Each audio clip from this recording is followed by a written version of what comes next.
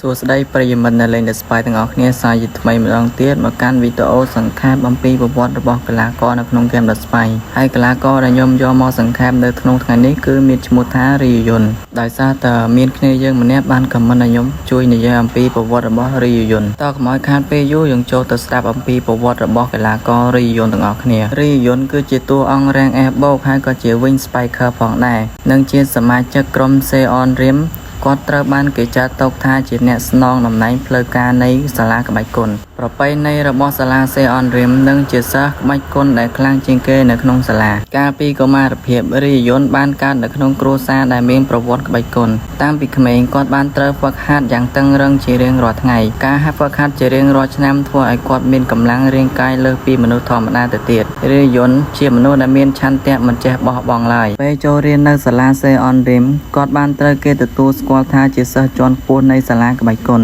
ជាសមាជិកផ្សេងៗដូចជាយូម៉ាំងហាន់រ៉ានិងហុងស៊ីទោះបីជាហាន់រ៉ាមានជំនាញក្បាច់គុណលើសRyuខ្លះក៏ដោយក៏នាងនៅតែទទួលស្គាល់ថាRyuគឺជាមេដឹកនាំរបស់សាលា Seon Rim ដ៏ពូកែម្នាក់ចរិតលក្ខណៈរបស់Ryuគឺជាមនុស្សស្ងប់ស្ងាត់មានវិន័យច្បាស់លាស់គាត់តែងតែផ្លុំខ្លុយដោយគ្មានហេតុផលច្បាស់លាស់ឡើយនៅពេលយូម៉ាំងនិយាយច្រើនឬរអ៊ូរទាំRyuគាត់នឹងហួចកាន់តែញាប់ចំណែកឯសមត្ថភាពលេងបាល់របស់Ryuវិញគាត់មិនប្រើកាយវិការលឿនដូចញីឈីកាវ៉ាទេប៉ុន្តែគាត់ប្រើសមត្ថភាពអាស៊ូត្រាកនរបស់គាត់ដែលអាចស្ថិតនៅលើអាកាសបានបន្តិចដើម្បីសាកថាមពលរបស់គាត់កាន់តែសាកយូរស្បៃរបស់គាត់គឺកាន់តែខ្លាំងបើសាកលើកម្រិតបាល់អាចហោះខុសគោលដៅក៏ថាបានគាត់មាន top spin fin ដែលធ្វើឲ្យបាល់ធ្លាក់លឿននិងបោកគូប្រកួតបានយ៉ាងងាយចំណែកឯយូម៉ាំងគឺជា setter ដៃគូរបស់Ryuនៅក្នុងហ្គេមការប្រើRyuជាមួយនឹងយូម៉ាំងនឹងបង្កើនល្បឿនសារអាស៊ូត្រាកនបាន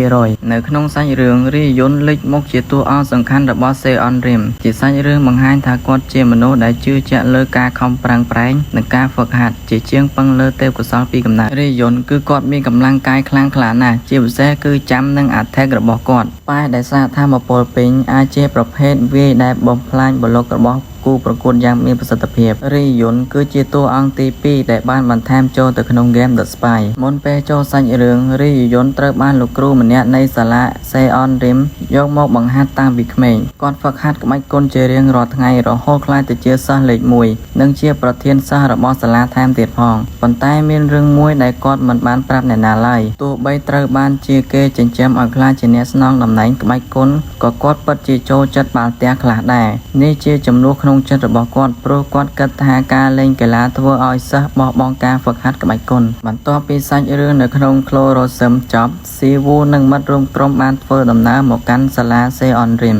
នៅទីនោះពួកគេបានជួបជាមួយនឹងហុងស៊ីនិងសិស្សជាច្រើនដែលលួចលេងបាល់ទះមនុស្សគ្រប់គ្នាហាក់ដូចជាខ្លាចមនុស្សម្នាក់នោះគឺជាRyuនឹងឯងនៅពេលគាត់បង្ហាញខ្លួនលើកដំបូងគាត់ស្លៀកពាក់ឯកសណ្ឋាន Seon Rim យ៉ាងសាមញ្ញហើយគាត់មានអាកប្បកិរិយាស្ងប់ស្ងាត់និងមិននិយាយច្រើនឡើយយូម៉ាំងនិងហាន់រ៉ាបង្ហាញការគោរពគាត់យ៉ាងខ្លាំងព្រោះគាត់ជាអ្នកដឹកនាំរបស់សាលា Seon Rim នៅក្នុងគណៈពេលនោះ Ryu ក៏បានប្រកាសប្រាប់ថាចាប់ពីពេលនេះតទៅកីឡាទាំងអស់ត្រូវបានហាមឃាត់មិនអនុញ្ញាតឲ្យលេងឡើយដោយសារតែច្បាប់នេះហើយសិស្សជាច្រើនត្រូវបានលេងបាល់ដោយលាក់លៀមស៊ីខ្លាចRyuខ្លាំងណាស់ព្រោះគាត់មិនអនុញ្ញាតឲ្យអ្នកណាបំពានច្បាប់ឡើយចំណែកឯស៊ីវូគាត់មិនយល់ស្របទេថាហេតុអ្វីបានជាRyuស្អប់បាល់ទះខ្លាំងម្ល៉េះRyuឆ្លើយថា Seon Rim ត្រូវការក្បាច់គុណកីឡាធ្វើឲ្យមនុស្សខ្ជិលដោយសារតែហេតុនេះហើយទើបRyuមិនអនុញ្ញាតឲ្យលេងកីឡាឡើយមួយទៀតគឺគាត់ត្រូវការការពារបេតិកភណ្ឌរបស់លោកគ្រូគាត់ជឿថានេះជាកាតព្វកិច្ចរបស់ខ្លួនចំណែកឯស៊ីវូវិញគឺគាត់នៅតែមិនយល់ស្របអញ្ចឹង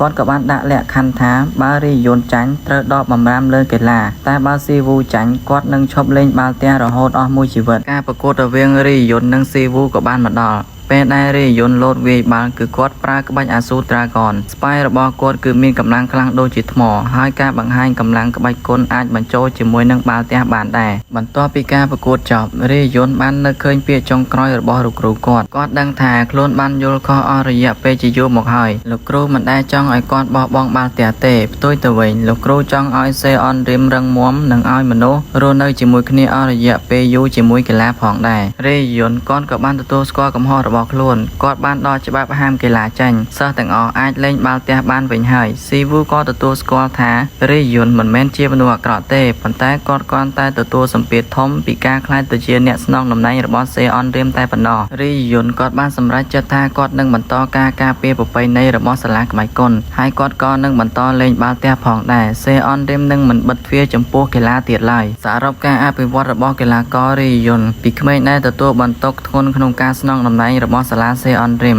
បានក្លាយទៅជាអ្នកដឹកនាំដែលហាមឃាត់កីឡាដោយសារយល់ខុសពីបំណងរបស់លោកគ្រូប៉ុន្តែត្រូវបានស៊ីវូជួយឲ្យយល់ពីអត្ថន័យនៃការពិតនៃការការពារប្រពៃណីចុងបញ្ចប់នៃ Chapter ទី 7 ដោយរីយុនគាត់បានទទួលយកទាំងអស់ទាំងក្បាច់គុននិងបាល់ទះជាផ្នែកនៃអនាគតរបស់សាលាសេអនរៀមហើយប្រវត្តិសង្ខេបរបស់កីឡាកររីយុនគឺមានតែប៉ុណ្ណេះឯងអ្នកទាំងអស់គ្នាកុំភ្លេចជួយចុច Like ហើយនិង Subscribe Channel YouTube របស់ខ្ញុំម្នាក់មួយផង